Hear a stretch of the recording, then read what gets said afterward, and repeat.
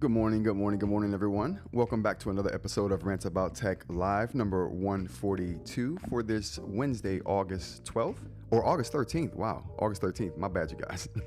I'm Raj, your host of the show here, along with some of my good friends in the chat, aka the co-host. How you guys doing today? I appreciate you being here.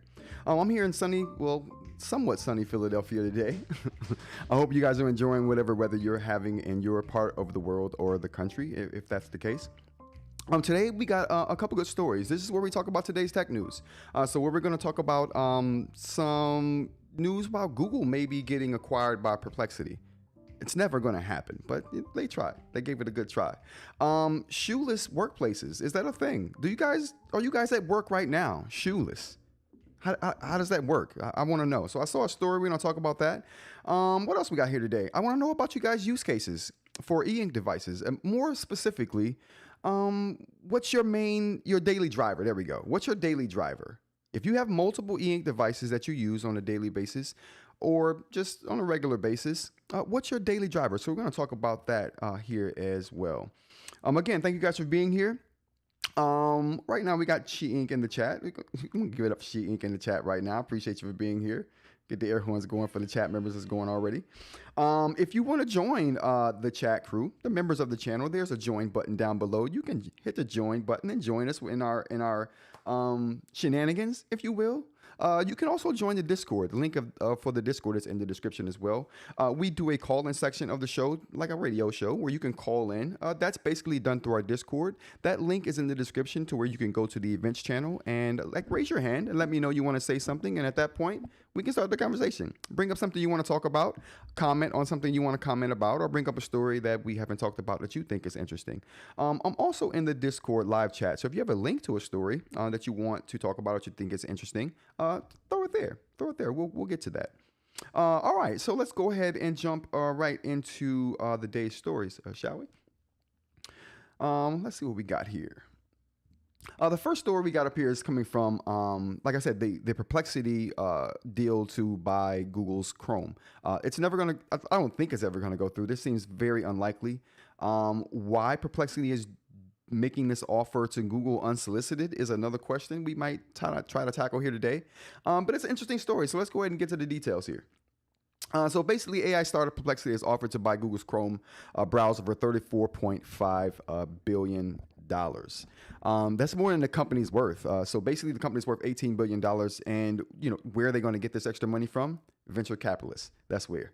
That's where they're getting the money from. Why would they be doing this? Again, like I said, Perplexity has been in the news a lot lately for a lot of different reasons. Apple is reportedly trying to get them on board with helping them with their AI situation. They need help, seriously. What else has got going on with Perplexity? Meta offered to buy Perplexity as well. So that's a thing that's going on. So I'm not sure where we're at in that particular deal, or if that's actually going to go through. But that's a thing they've been in the news for. And also, Perplexity has been in the news for their new AI browser, Comet. So we talked about Comet a couple of times here on the live show. Very interesting situation there with the browser, but makes me wonder again, and I say this a lot on the show, why Google hasn't turned Chrome into just a full-on AI browser like Perplexity has done with their AI browser, Comet. I only think they're not pushing forward with these kind of, industry-leading kind of things. I guess making an AI browser would be industry leading for them because they're probably they are the biggest search company. And if they decided to go this AI search browser way, then that would mean that the whole industry is probably going to go that way. Just because Google's not going to change their infrastructure for search without having a backup plan for the money that they're making and the money that they're going to lose if they decide to go this AI search route. Because advertising, right? Advertising dollars are big, and that is what and how search is run right now, basically by advertising. So this is interesting.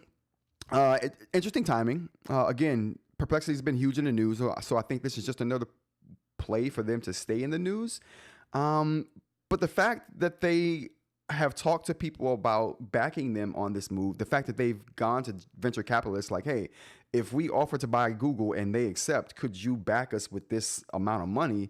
And these companies or these investors are like, yeah, you know what I mean? Highly unlikely, but if you do, we'll definitely back you. So I think that's the interesting part here, that not only that they are offering to buy them, that other people have an interest in Perplexity buying Google Chrome. And also Google is in a legal debate over Chrome as well with the government. So there's a lot going on here with this particular story. But I don't think it's going to play out with a sale to Perplexity. Google may do a whole bunch of other things with this situation, but sell it to Perplexity, I don't think it's going to happen for any amount of money, but money talks. So you never can tell. All right. Any thoughts on this particular story, you guys? Any thoughts on Perplexity? And now I'm not sure if you all out there have used Perplexity in any kind of way. Or know much about Perplexity, but they're basically a company that uses other companies' AI, and they build software and agents on top of that AI. So they're not making AI models themselves. They're taking models, training them on specific data, and customizing those models for specific use cases. So that's what they're doing. Good morning, Aaron. How's it going? Thanks for joining us. So that's how they're doing it there. A super interesting story. Super interesting story there. What else we got here today? Second thing we got is going to be OpenAI ChatGPT 5. model picker issues. Do we want to talk about that? We do. We do, and we are. Let's go ahead and do it. All right, so model pickers. So we talked about this story with ChatGPT, with ChatGPT 5. We talked about the launch of that a couple days ago. I think it was Monday that they launched their 4 new models. Well, they also launched information or released information about the models having personality, which I thought was interesting. They also talked about how they were letting people pick, or letting the model pick what model was being used. So they have an overall ChatGPT model, and that model, based on what information you were giving it, would then choose what underlining model would get used for your query. So if you were asking for something super complex, then it would give you their highest level model if you had access to that model. If you were asking just for some random information, you just wanted a quick answer on something that was really simple, it would gather information and use the more scaled down model, the model that can give you answers more quickly, albeit more less. I won't say less accurate, because that doesn't necessarily mean it's going to be inaccurate because it's quicker, but it's not going to be as heavily vetted as what the models that take time to do their answers do. And they have a train of thought, and that allows them to think about their answer and then basically query their own answer and figure out if that was the right response to give before they actually give that response to you. So there's a lot of checks and balances that go on with the larger models that don't go on with the smaller models. So, but anyway, they gave people, or the model, the ability to pick what underlining model would get used based on your query. That caused problems.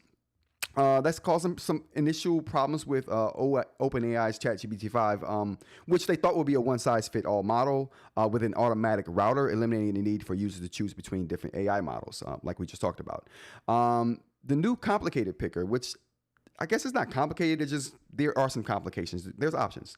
Following the bumpy rollout and user feedback, ChatGPT now has a model picker and auto, fast, and thinking settings for ChatGPT 5. This gives users more control, but moves away from the initial goal of simplicity. So you now can have the ability to pick what model you want. It won't auto pick these for you. But again, more options are always good, right? Why take those options away? Now, giving people the option for it to auto pick would also be cool, I think, especially for. If you're giving people options, why not give that option as well? Due to user feedback after their removal, older models like ChatGPT 4o and others are once again accessible. So they took the older models out. They weren't available to be selected by you or the auto picker. But they're bringing those models back. People liked the personality that those older models had. And I'm assuming the simplicity that they had, people liked as well. And they knew how to parse the information coming from these older models. So giving people, again, more options are always good, in my opinion.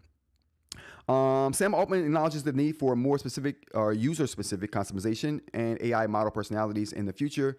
He also admits that it was not done the right way in this initial outing.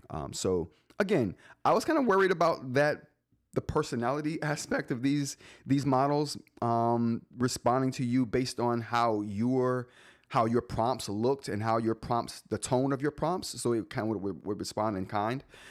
Interesting concept, but it didn't quite work out how they wanted it to there. Anybody using these ChatGPT models yet? Are we using ChatGPT 5 out there in the wild? I don't use a lot of ChatGPT. When I use ChatGPT, it's basically because I want to check what Gemini's done. Like if Gemini did something questionable, I'm like, okay, let me go to ChatGPT and see what's going on. Or if Gemini doesn't give me a proper output, the output that I wanted, as far as if I'm doing something artistically or not, I'll go to ChatGPT in that case. Any of you have a AI preference? Are you a ChatGPT first person and you go on to other chatbots if that doesn't work for you, kind of like what I do with Gemini? Or you don't use GPT at all, which would be odd because ChatGPT is probably the biggest chatbot out there. How are we feeling about this, chat? What do you guys use out there? I'd be interested to know that. It's a very user specific thing too. And eInk actually, does anyone use AI for anything on the regular? Now, I personally use AI regularly for what I use AI regularly for. I regularly use AI for parsing stuff, so for summaries, right? Um, what I'll do is I'll read a story or I'll read an article, and after reading the article, I'll ask AI to give me a summary. Now that does two things. Um, it it gives me a way to fact check what the AI is spitting out, so I'm not just relying on the AI's information. So when I basically ask for a summary of an article, I'm just trying to get the specifics and the details, like names, locations. If I'm talking about a device or if it's talking about a device, I want to get the specifics like screen size, processor speed. Those are the things AI is very good at pulling out of articles and pulling out of information. It's very good at doing that. So I use it to do that after I've read the article. So if something sounds fishy, I've gone over the information already to know enough about it to know and see that it looks and sounds fishy. So that's one of the ways I use AI, and I use AI like that on a daily basis, just to pull out specifics of a story. Because when I read a story, I'm not really writing down the specifics of the story. When I read it, I'm just kind of like trying to absorb it. So I'm reading it, knowing that I'm going to ask the chat bot to pull out the details for me afterwards. I can always fact check details. That's way easy to do. I'm really doing that just so I don't have to type it myself. That's the reason. Not to really give me the information, but just so I don't have to type that information. Because again, as you guys know, if you've been around the channel, you know I don't want to type anything. I'd rather write everything. Hence the eInk obsession.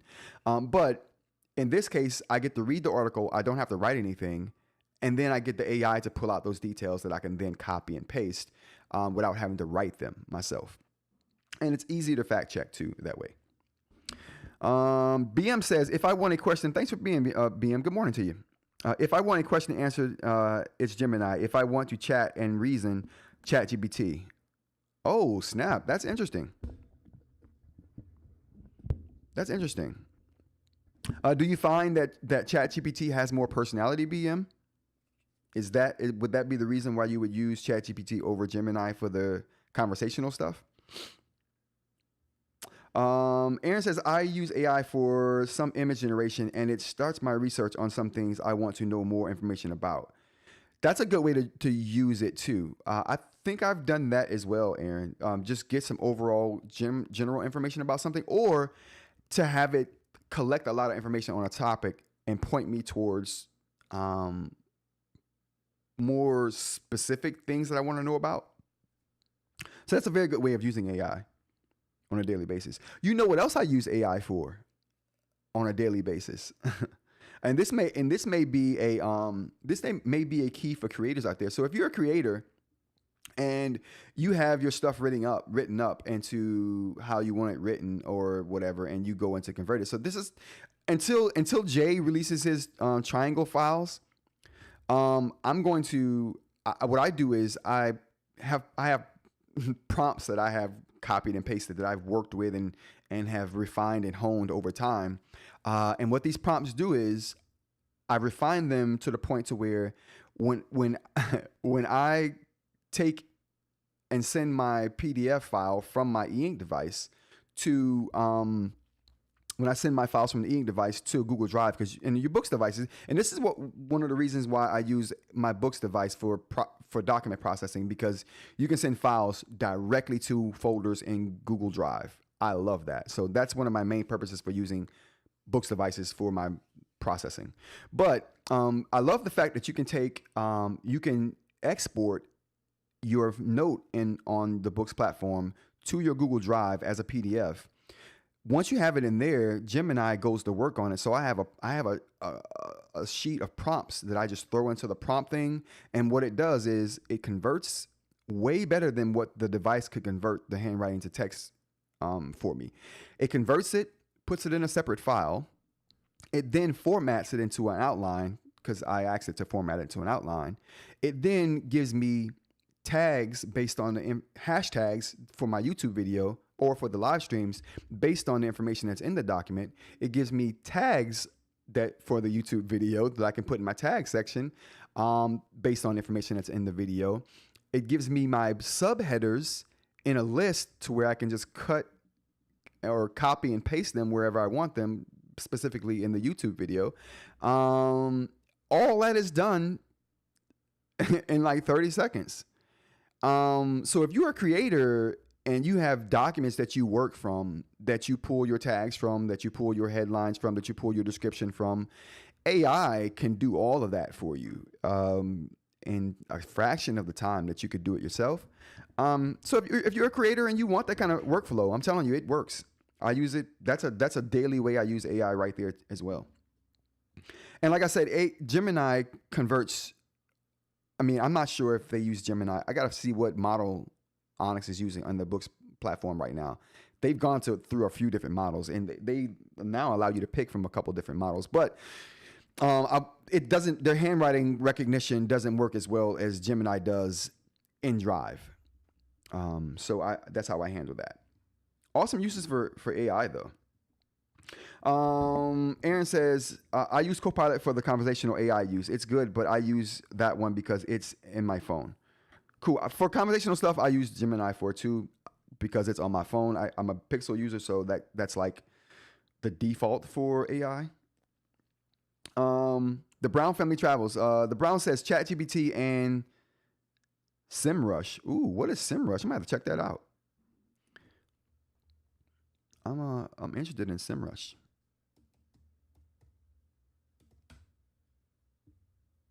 Every tool, one platform. Interesting. What do we got here? Boost your online visibility with SEMrush. Grow online faster. Traditional AI channels with next gen marketing tools. Oh, wow, so it's for business. Interesting. Okay. I also have used the AI paper to summarize some of my writing notes to send out in emails. macOS Pages AI writing tools are good too. Really? I never would have imagined that. I ask it more rational science questions, says BM, or philosophical or psychological thought on math equations. It explained the formula, and then I use what I need to get to the problem. Okay, then I use what I need to get the problem solved. Okay. So BM's using it for math and logic. I'm assuming he's talking about Gemini. Aaron says, I have also used AI paper to summarize some of the writing notes to send. Okay, I've already gone with that. I would be interested in the pin, Mr. Media. Tell us more in the Discord. Brown says, I'm in healthcare. Oh, operations. Gotcha. All right. Aaron says, Rod, that Box PDF sync or that Boox PDF sync to Google Drive works great. It does. I think it might work a little better than the Supernote to Obsidian method. I would agree with that as well, Aaron. I think both work good, but the PDF export works good. I love the PDF export on the Boox platform. It's really great. Thanks for that clarification, BM. Appreciate that. Yeah, I think it's great. I think the AI tools or the exporting tools on the Boox platform are superb.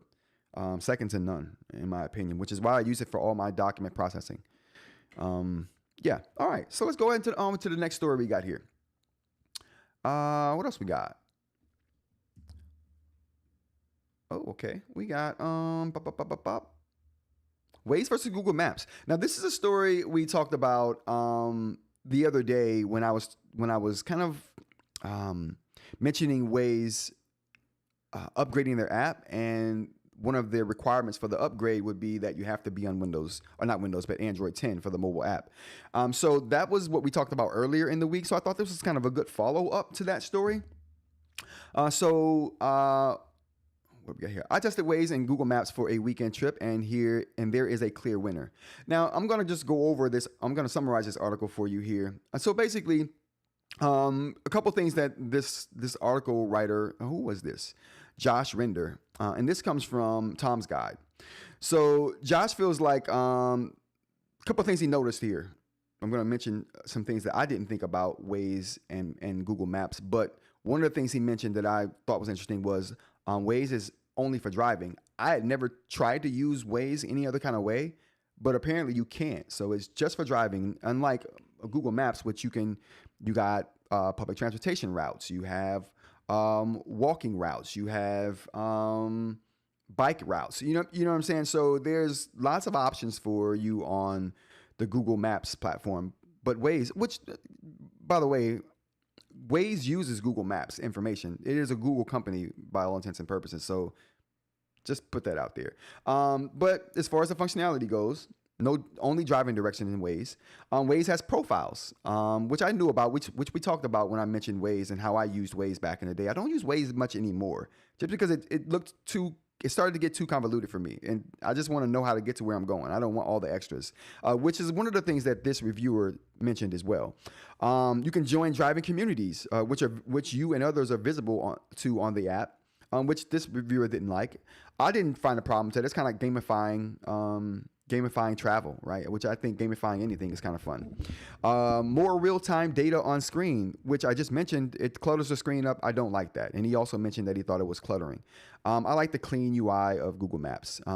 But personality is also one of the things that this person mentioned as a plus for Waze, where you can customize the look of the app. You can customize a lot of your personal profile things on the app. You can customize how you're viewed by the community, and you can pick different voices for the app as well when you're getting voice directions. So couple of things that they mentioned about the Maps app: satellite and street view, which you don't get on Waze. Downloadable maps, which you don't get on Waze, and more utilitarian, like we just talked about. Just more like I want to get to where I need to get to. And I like that about Google Maps. I also like about Google, one of the things I like about Google Maps over Waze, and this reviewer didn't really mention it, is that it's a lot of the information you get with Google Maps is contextual. So whereas Waze shows you everything right now, the Google Maps is like, well, we'll show it to you when it's relevant to you, kind of thing. So everything isn't up on the screen at one time, which I think is super interesting. I think lastly we have here, the reviewer thought Google Maps was the clear winner. Again, since I don't use Waze that much anymore, I might agree with this. Do we use Waze in here? Are we Waze users in here? I used to be, like I said, back in the day, earlier in the week, but not so much anymore. Aaron says I use Google Maps. Oh no, Aaron says I use Apple Maps. Ew, you use Apple Maps? Because I'm trapped in the Apple ecosystem, but Google Maps is better. Okay, there we go. Good. At least you recognize that Google Maps is better. I can get you using Apple Maps because it's convenient, but let's recognize that Apple Maps is pretty garbage. And you know what's so funny is Apple Maps has always been, no, they haven't always been garbage. Apple Maps used to get their information from Google. At that point, the Maps app was pretty decent. As soon as Apple switched over to their own, I think they bought them a GPS company who does their mapping for them now. Not as good as Google's though. Still not as good as Google's. As soon as they switched over, it became super trash. Super trashy. Blah, blah, blah, blah, blah. I think Mac OS AI within the Pages app has to be different than what's on the iPhone. Is it the same now, Aaron? I haven't used it on the phone. I use it on Mac OS though, occasionally. You know, I got through college. I put myself through so much pain using Apple's document suite, Pages, Sheets, and what is it? Pages, Sheets, and Slides. I put myself through so much pain in college because of that app.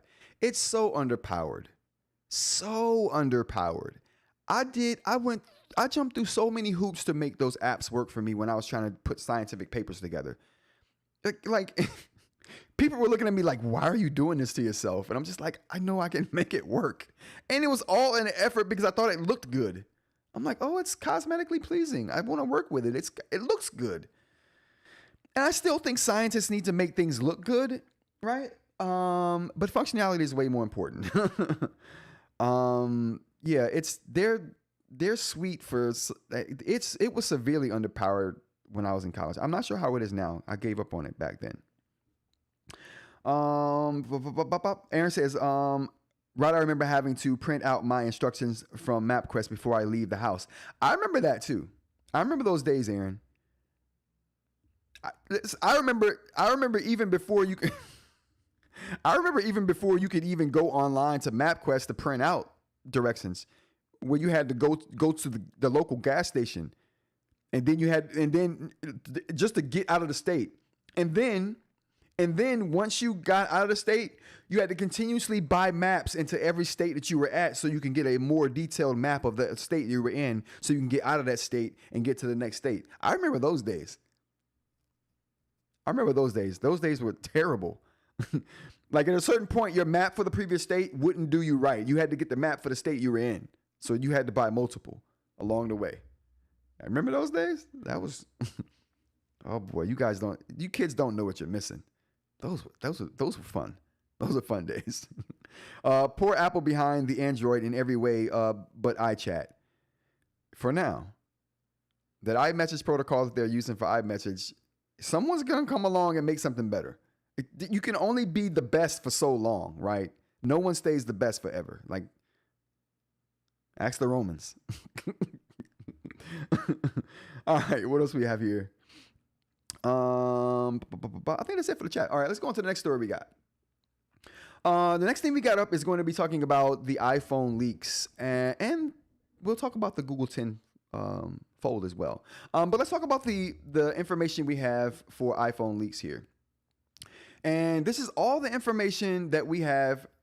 Well, this is talking about colors, which is the newest drop we got for information. But luckily for us, I got all the information on the iPhone launches. So if you're into iPhones, here we go. Let's talk about all the details here.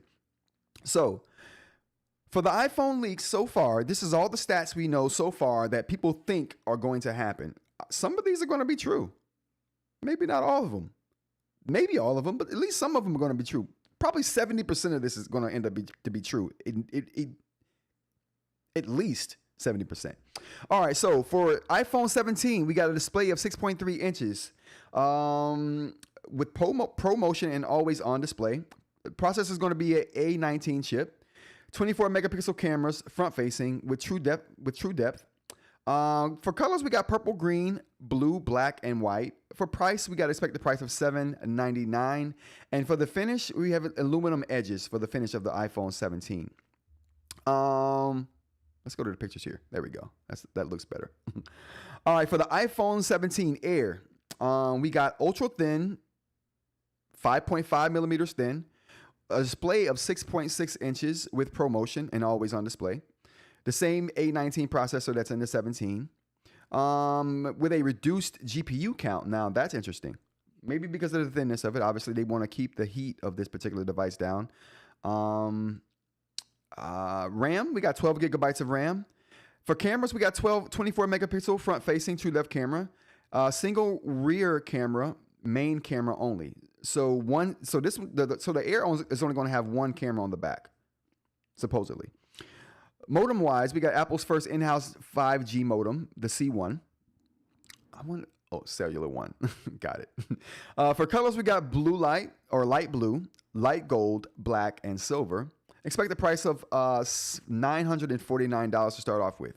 For finish, we're going to have, the article suggests we have titanium for the finish, which is odd that it would be the only one with titanium because the article mentions the other variants being aluminum, even the Pro and the Pro Max. So very interesting. Like I said, maybe only 70% of this is going to be true, but at least 70%. For the iPhone 17 Pro and iPhone 17 Pro Max, we have a display of 6.3 inches for the Pro, 6.9 inches for the Pro Max, anti-reflective and more scratch-resistant displays on these two models.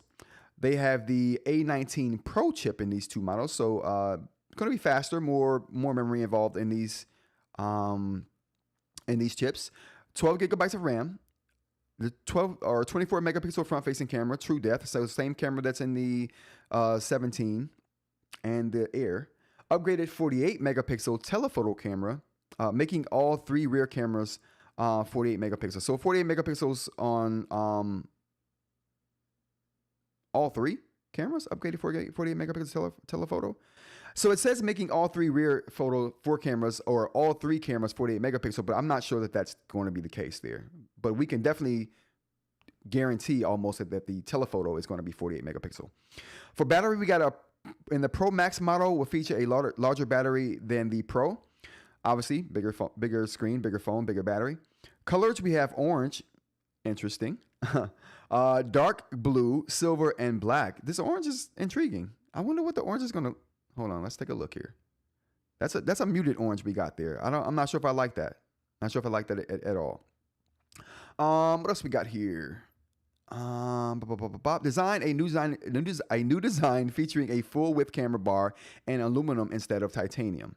So again, odd that they would go with aluminum for the more expensive models. Typically, that's reserved. The more expensive models have titanium, but okay. So the price is expected to be $1,049 for the Pro and $1,249 for the Pro Max.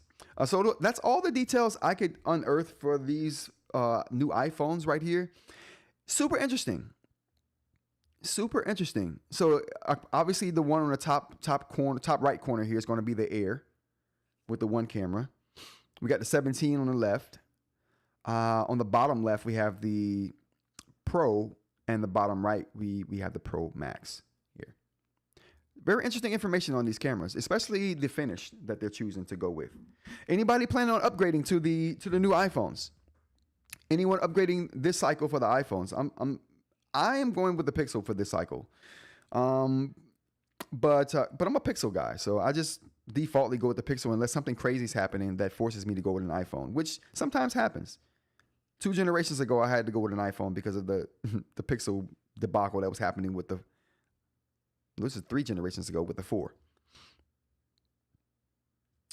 All right, next up we got here is going to be the Google Fold. Let's talk about some more interesting phone news. So the Pixel 10 Fold, that's probably the phone I'm going to go with, you guys, for the Pixel, or for the next generation of phones when I replace my Pixel 7, which is getting super long in the tooth. But, you know, I try to get every bit of value I can out of these things. But let's take a short look at the video we have here of the Google Pixel 10 Fold. When it comes to technology, there are few feelings as good as opening. Now, I like the short stubbiness of the previous Fold. Except, of course, I'm hoping they go with the short stubby phone, and then or route for this one as well. Opening your brand new phone. They have not gone the short stubby route. They have definitely not gone the short stubby route, Chad. I am I mean, I'm not super disappointed in that, but I was hoping they'd go with the short stubby route. All right, do we have any details here? Other than the fact that the Pixel 10 Fold is going to be unveiled on August 10th, which we talked about a few times here on the live show, alongside the Pixel 10, Pixel 10 Pro, and Pixel 10 Pro XL. All of them should be identical pricing to their predecessors in North America, Europe, and India. But the Pixel 10 Pro Fold might not be released at the same time as the other handsets, according to a recent rumor. So they're going to, at the very least, talk about this phone on August 20th, in 7 days here. Next Wednesday is going to be the event.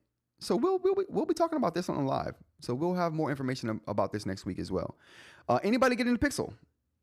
Anybody doing the Pixel here? Other than me.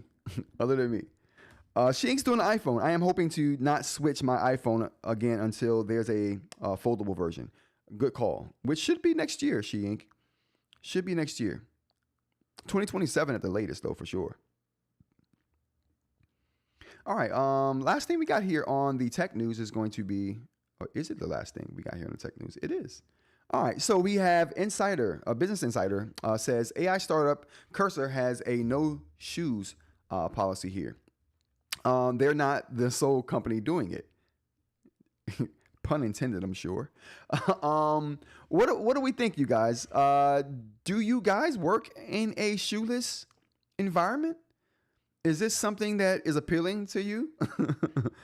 It is to me. If I had to go into an office, I would love that. Now, this begs the question, though. Well, let's go into a couple of the finer details here. So, this seemingly arose from the company's origins in South Korea. So, this is a cultural thing initially, but not all companies originated in South Korea that do this.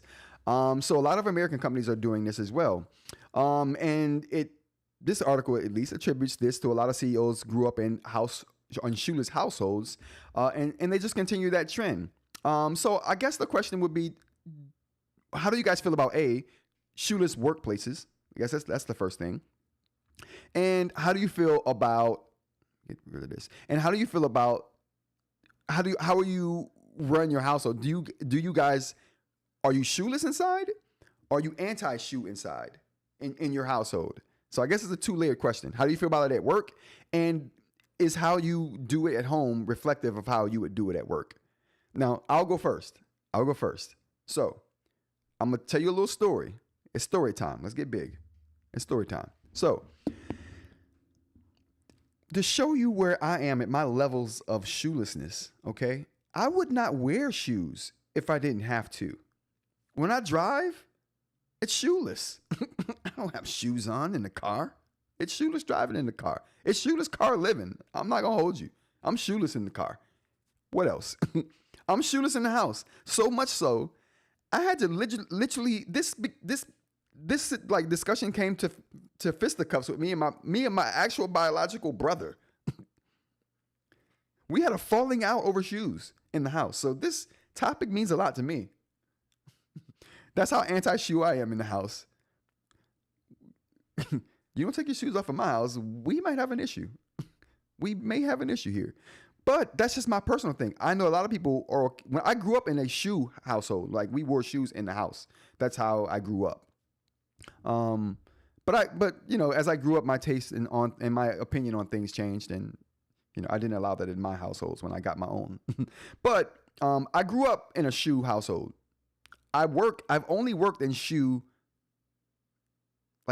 places where you had to wear shoes in the office, mainly because I worked in retail a lot of the times. And even when, okay, my work background is this: lab settings, which you cannot walk into a lab shoeless. You can't wear sandals in a lab. You literally have to have shoes in a lab to protect yourself.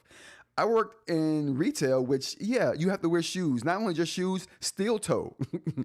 I worked in hardware retail. So, yeah, most jobs that I've had, for your own protection, you had to wear shoes. The only other job, military, of course, steel toe all day, every day. The only job I've ever had that didn't require shoes was teaching.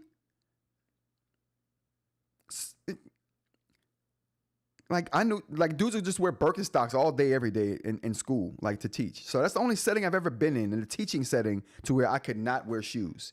And I only taught for 2 years, so that wasn't a normal thing for me. How do we feel about it out there, you guys? Any shoe versus shoeless takes? Not yet. Let me know though. Let me know how you guys feel. But anyway, I'm digging this. I'm digging this trend of shoeless workplaces. I mean, it's like, why would, in certain workplaces you don't need shoes? Like journalists, why do you need shoes and let's go sit in your cubicle? Like journalists would get away with this. I feel like. BM says Pixel versus Samsung. I now have options. Thanks. Pixel versus Samsung. Yeah. Well, you know what though? For a long time, I thought Pixel or Samsung made way better looking phones than Google. That was my thing. Like I would if I chose the Samsung route, it would be because they have way better hardware. But lately, I don't know. I'm someone who's super unbiased. I really don't care who you are. I'm a loyal customer to some brands. Like, I'm super loyal. But I'm not. I don't just follow the brands because of whatever. Like, I'm super loyal. Like, until there's something else. Like, I'm not gonna be silly about it. I'm like, if there's something better out there, then I'm going for that. You know what I'm saying? But if it's just as good, nah, I'm chilling. I'm not jumping ship. But I will say the Pixel phones now, to me, just my personal take, they've become way more aesthetically pleasing than they have in the past. I don't think they compete with the Samsung Galaxies yet. But then again, I haven't held the new phones yet. Maybe they have gotten to that point. I don't know. I'll know soon enough. Sheen says, I grew up in shoe wearing household. Now I live in shoeless in the house culture. Still forget to take them off when visiting after 20 years. Can't take them off at work. So I think it's weird. Yeah. It depends on how you go. And then some of your friends may not be shoeless. Some may be. Now, for the shoeless households out there, do you guys offer slippers? I don't know. I'm on the fence about that. I don't offer slippers at my house. I just say you can't wear shoes. But maybe I should offer some slippers or something. So people don't feel, or maybe the shoe booties. Oh boy. Listen, I'm gonna work a way to say booty on the show. So shoe booties, put those on.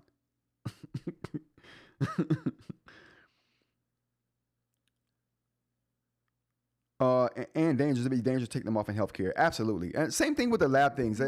Some situations, it's just for your own protection. It's just you should wear shoes.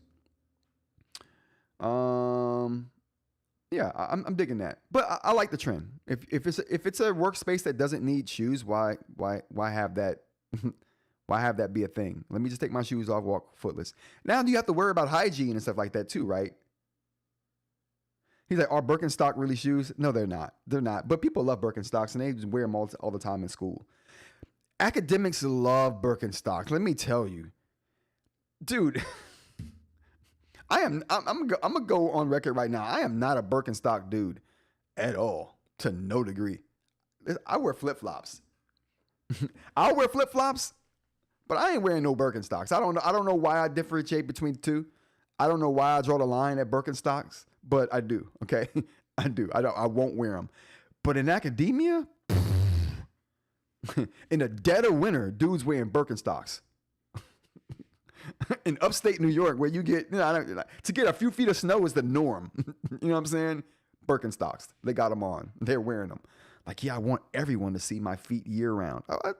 And that's valid. That's how you feel about your feet. That's what's up.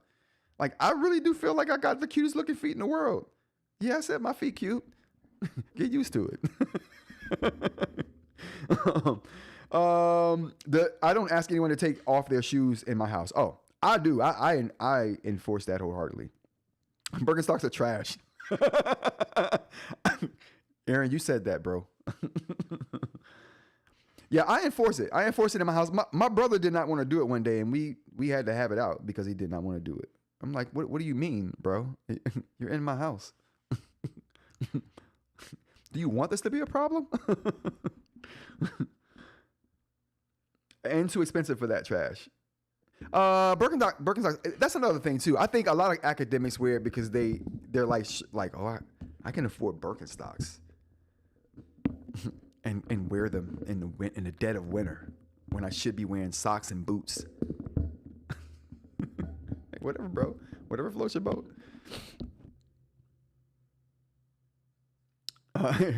She says, it's okay, Rod. I have cute feet too. There we go. Listen, don't be ashamed of your cute feet. If you got cute feet, it's okay. It's okay.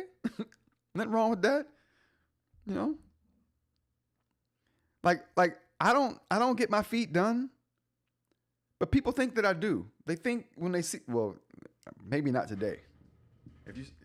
Not today. If you saw my feet today, you would not think I get my feet done. But trust me, I do not go get my feet done. I would feel weird doing that. Now Gucci slides. Now slides is different. You know what I mean? I'll rock some slides. I'll definitely rock some Gucci slides. Flip flops and sock style. I'll do that. Straight Southern. I would definitely do that. But not Birkins. Birkin bags or Birkenstocks. I'm good. I'm good on both. All right, let's get to the eInk section, shall we, you guys? All right, so now that transition means that we are switching topics and switching sections here. Let's get to what do we got here? The eInk topic we got is going to be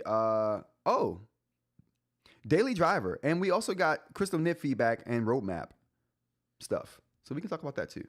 Oh boy, where we at? That's good to go. Okay.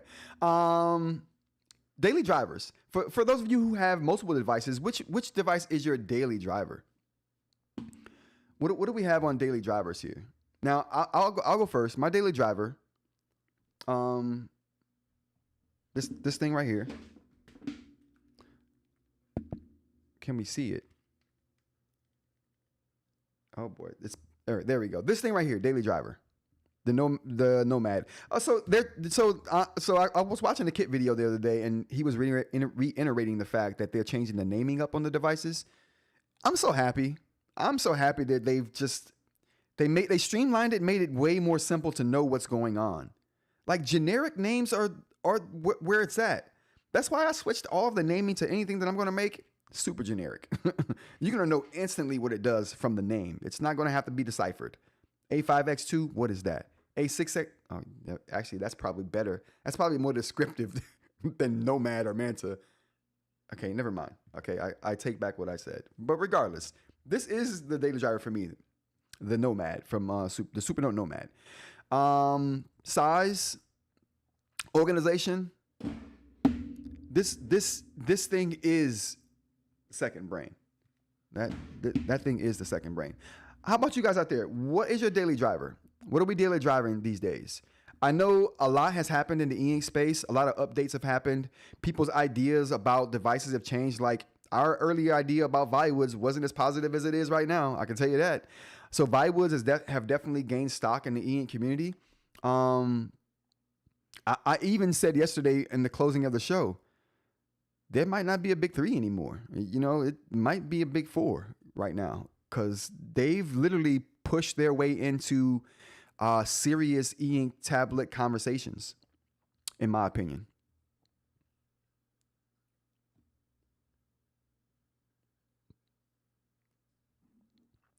The 10.3 is my daily driver, says Aaron. Let's see what we got here. Oh, there we go. The 10.3 is my daily driver, but I am using the AI Paper Mini daily as well. The 8.2 inch screen is so great for completing a lot of tasks. Yeah, that's what I like it for. The small screen is just small enough to throw in a bunch of bags, a bunch of different size bags in little compartments. It's just really great. It's really great. The Nomad.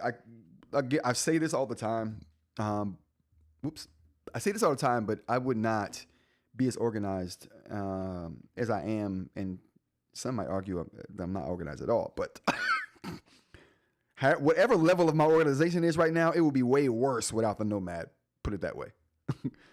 It would be way worse. I would not be able to function without the Nomad at this point. That's how integral it's become to my workflow, and not just my workflow, my daily life.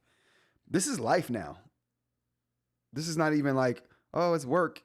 Oh, it's like, oh, I use this thing for work and so I have to. No, this is life now. Okay.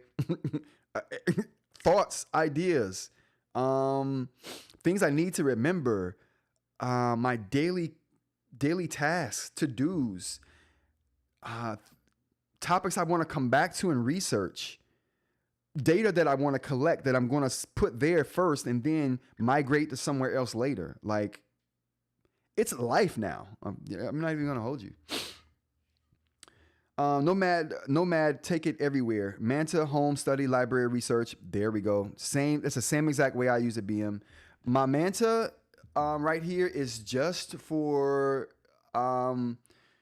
like expanding on the ideas that I've written down on the Nomad. I expand on those ideas here. And this is where all of my lab stuff is. All of my lab data. This is like, you guys ever seen those composite lab books? Let's get that up here. Let's get this up here.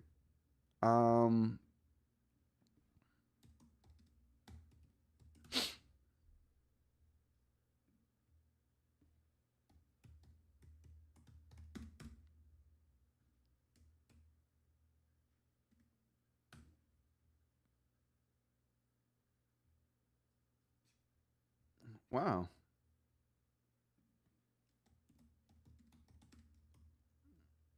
Can we get white in there? Black and white? There we go. Okay, so this is all right. So this is the thing here, chat.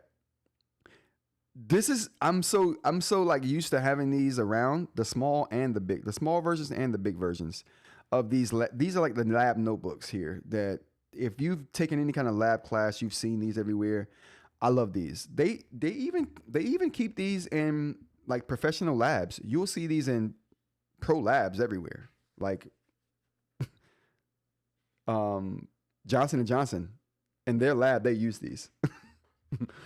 So anyway, that the Manta is like my composite lab book. This is where I record all the data, and like I said, this is where I expand on the ideas that I have on the Nomad. I don't do that every day though. Nomad though, every day, every day. Sheen says 10.3. The AI paper at work, mini at home. Interesting workflow. Okay. All right. I use the meeting notes every day at work. On the Viwoods, okay. I think we had this discussion, Aaron, about how viable having the meeting notes as a separate app would be.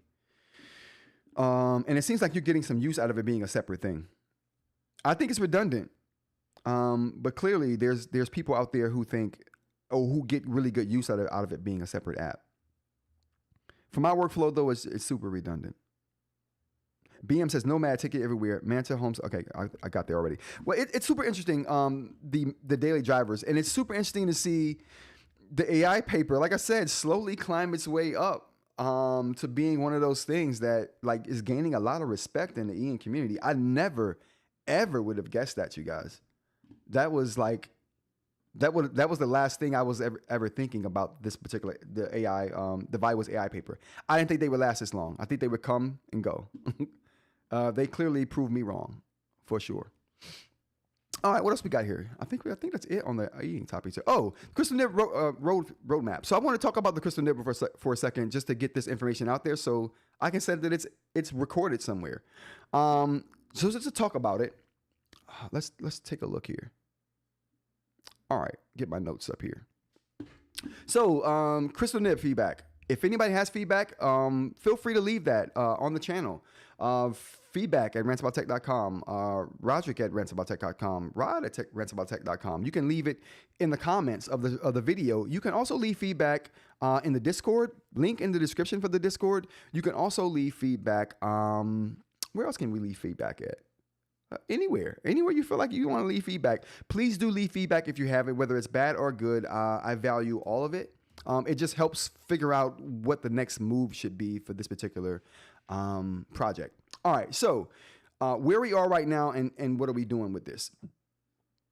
Blah, blah, blah, blah.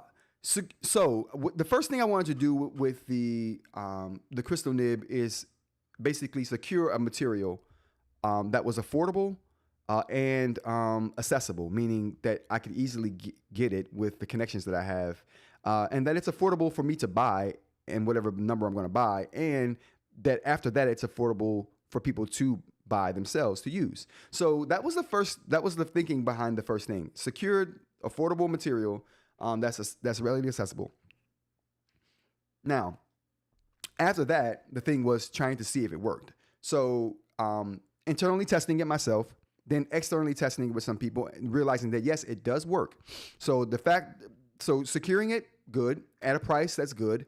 And it works. So that was my first three things I was worried about with the Crystal Nib. Securing the material, making sure it feels good and works, and getting out to people, making sure that other people can use it. So its usability was there. So it worked. It was a material that I could get, and it's reasonably priced. And holds up under prolonged use. Now, that was another thing that I wanted to test and make sure that the Crystal Nib could do. Hold up under prolonged use and to test its durability, which plays into the prolonged use. So for me, prolonged use is, does it wear down?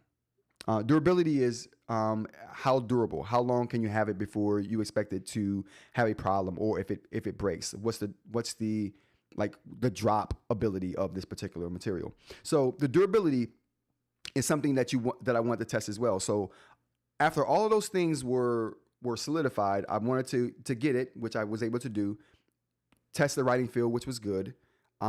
It held up as far as wear goes. Now the durability. Durability needs to be worked on for the crystal nib. It's at a point to now where you have to play that game. And I mention this a lot, and I'm going to keep mentioning this when I talk about it, just so everyone understands.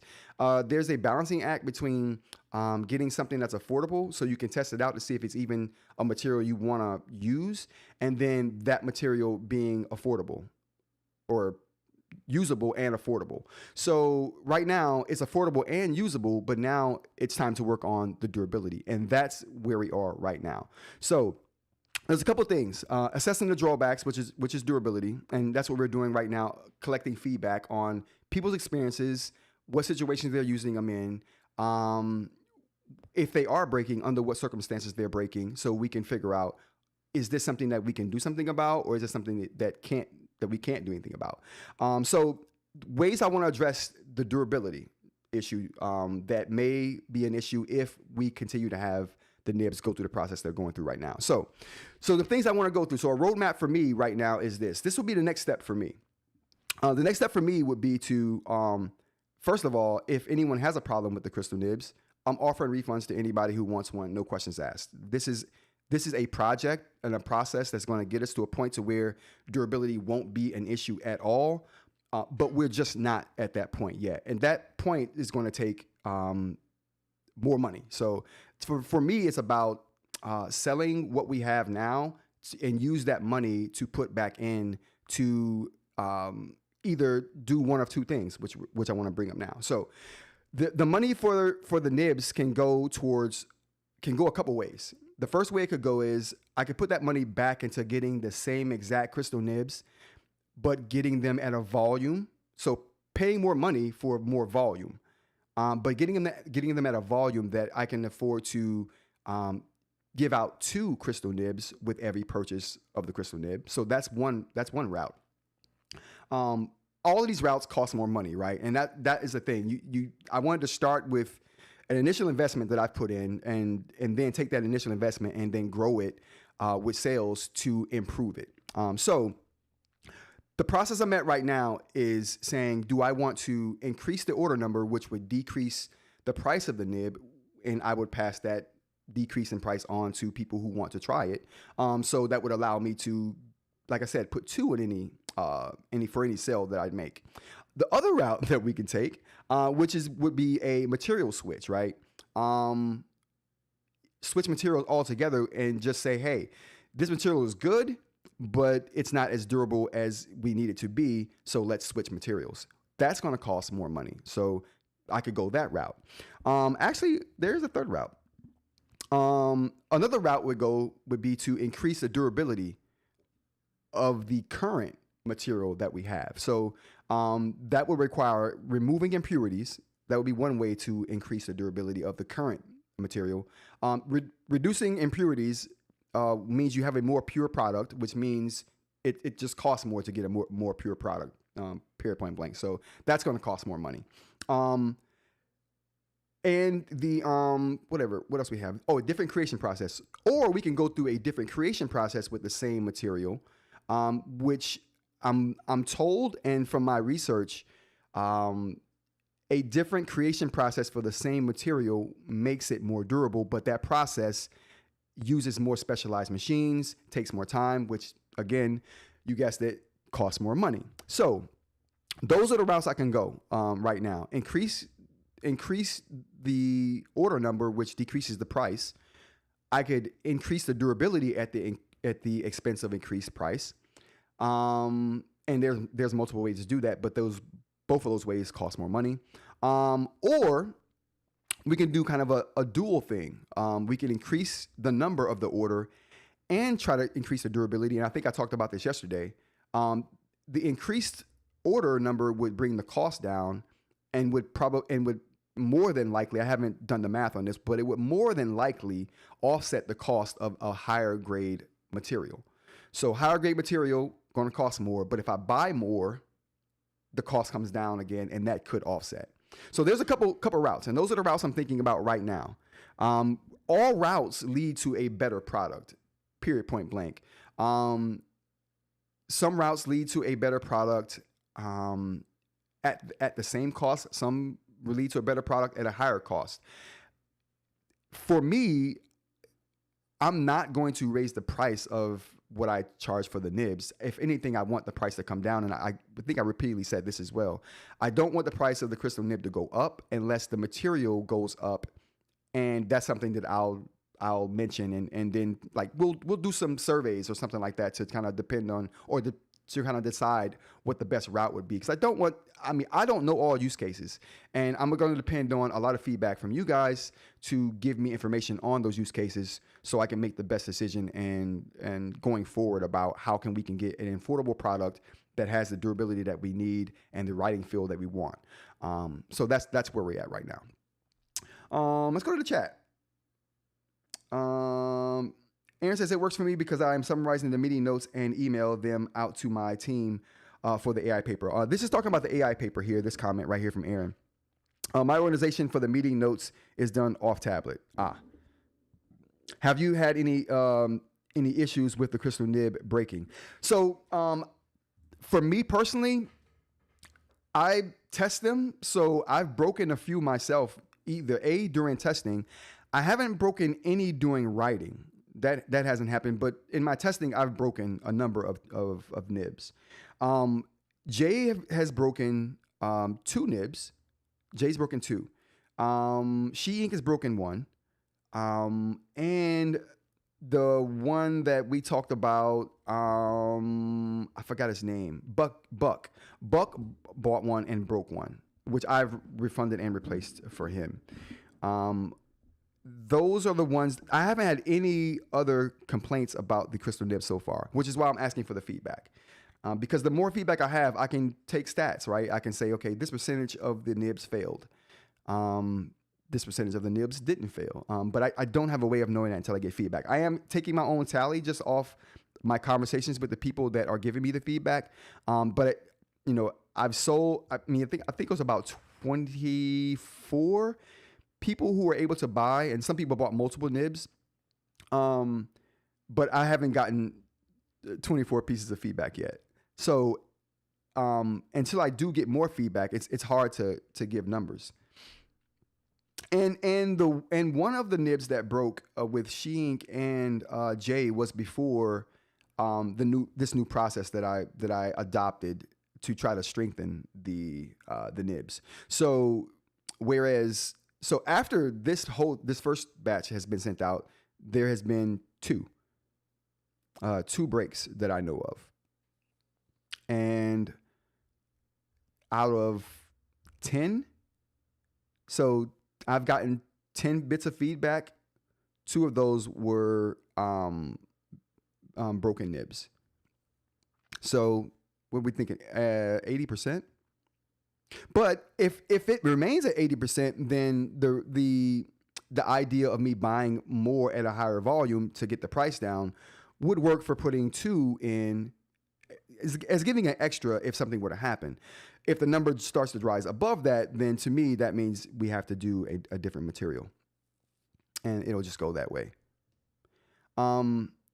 Again, though, anyone that wants a refund will get one, no questions asked, because this isn't about making money. This is just about trying to get a product that is good. I'll worry about making money off of it later. So this is just to fund more research and to make the best product we can. So Aaron says, so are you making these in-house or do you outsource to production? I understand, Nib, you can't tell us how the cakes are baked. Well, so I'll tell you what I can tell you.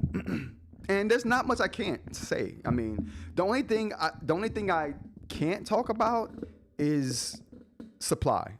I can't talk about supply because that's a trade secret at this point. But the actual details about the nib, I'm super transparent about. Processes, I'm super transparent about. Actually, I'm going to make a new video updating the process of making the nibs sheaths. I've gotten that down to a science, so it's like I'm gonna make a new video updating it, so it's almost foolproof at this point. So yeah, everything I do is super transparent. So Do I make them in-house or do I outsource the product? So I make them here myself. I make them in-house myself. So this is not a manufacturing deal. I won't be doing manufacturing until we get the nib to where it needs to be, where we have a material that feels good, that writes well, non-consumable, affordable, and the durability is at a point to where we're all happy with it. Like Supernote level durability.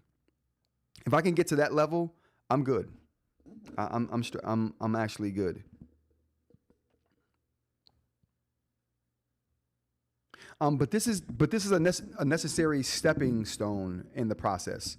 Getting something and then testing it to see how it works. Because if we had gotten this material and it didn't even write well, it wouldn't have mattered how much it costs. It wouldn't have mattered the durability. None of that would have mattered because it doesn't write well. It doesn't feel good. It doesn't write well. The first thing is finding a material that feels good. Now that we found a material that feels good, and I have it in a lot of people's hands who are saying, yes, this feels amazing. The other parts we can work on. You know what I mean? But if it doesn't feel good, that's nothing you can do to fix that. I mean, you have to come up with another plan. So we have a ceramic that feels good. Now it's just about working on its durability. If the durability seems to be a problem, like I said, I don't want to sugarcoat the durability because there have been a couple of breaks even with the new batch. But I also don't want to downplay the usability of this because I've been using these nibs for at least 6 months now. And like I said, me writing with them, I haven't broken any, but that doesn't mean that I write the same way everybody does. So that's why you need to test to get it out to as many people as possible so you can see how other people are using them. Are they holding up under their workload? And that's where we are right now. It seems like they are to a degree. And if it turns out that they aren't, we'll correct course. We'll definitely correct course. There are options, like I said, ways to strengthen the current material, and there are other material options. Whether they feel as good as this, we'll have to get them and find out. But that's the process here. All right, I think that's it. Any more questions on the crystal nib, or any questions on anything we've talked about here today? I have crushed a few palm nibs. Anything will break depending on what happens. Yeah, and that's why I'm not. And that's why I'm not making it. And that's why I'm not and have not made a deal out of some breaking, because I equate this to ceramic pots, right? You're going to break a lot more ceramic pots than you are plastic pots or brick pots. You know what I mean? You buy the ceramic pots because of the properties it has and how it can help your plant that you're potting in it, or planting in it. Not that it's the most durable, and not that it's the most cost effective, because ceramic pots are more expensive than most other types of pots materials wise. You buy them not because of their durability, not because of their cost. You buy them because it's the best for what you want to do. And that's kind of how I equate the crystal nib. It's not the most durable. It's not the most cost effective. But for me, it's the best writing feel I can get for the cost. And I thought a lot of other people would feel the same way, which is why we're here right now. Will they fit the Lamy EMR with button? Yeah, I actually have one right here. So this is the Lamy EMR with button, and it has the crystal nib. This is what I started putting the crystal nib in, is the Lamy here. I started out putting them in here. I can't get it to focus on that. Oh, it's too close. Can we? Or maybe I can put this up here. There we go.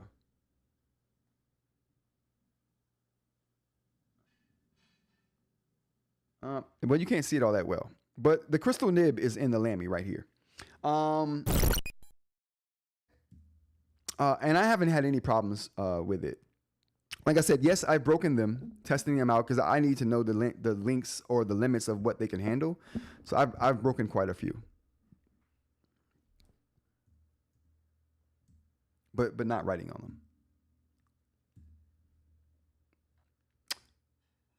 Parm says I have it in my Lamy. How's it? I think Parm's already let me know how it's working. Parm's one of the 10 people that I've heard from for feedback. So thank you for the feedback, Parm, and thank you for supporting the project as well. And thank you to all the people who bought the crystal nibs and are supporting the project. Like I said, this is a stepping stone to a better, more perfect product. I mean, no ifs, ands, or buts about it. I'm not stopping until it gets perfect, until we have nothing to complain about with it. And not only that, again, to mention what Aaron was talking about, am I doing full production for this or am I doing in-house? Right now it's in-house. I won't be going to full manufacturing, like having a factory produce these things in mass volume until we get it right. Like I won't go down that road until we get this testing right. After we get the testing right, then I'll start marketing. Then I'll start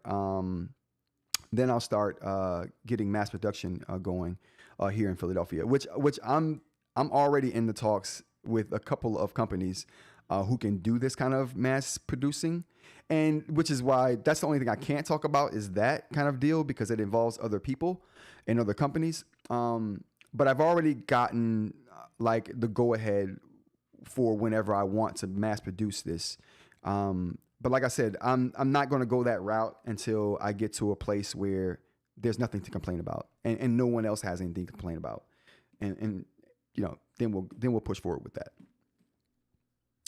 All right. Okay. I think that's it. Yeah, I'm loving it though. I'm going to go on record as saying I have it in everything. I have crystal nibs in everything. Like, even this, you know, I use it in this pen right here. I have crystal nibs in legit everything. So I got the crystal nib here. I don't know why this is not catching, but this is the triangular Boox pen. In the Lamy right here, I got the crystal nib. What else? Oh.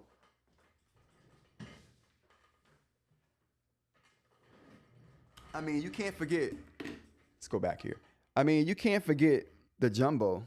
Like, I got the crystal nib in this, which honestly, I mean, don't get me wrong. I love my Lamy. I love my Lamy a lot, especially with the button. But this pen right here,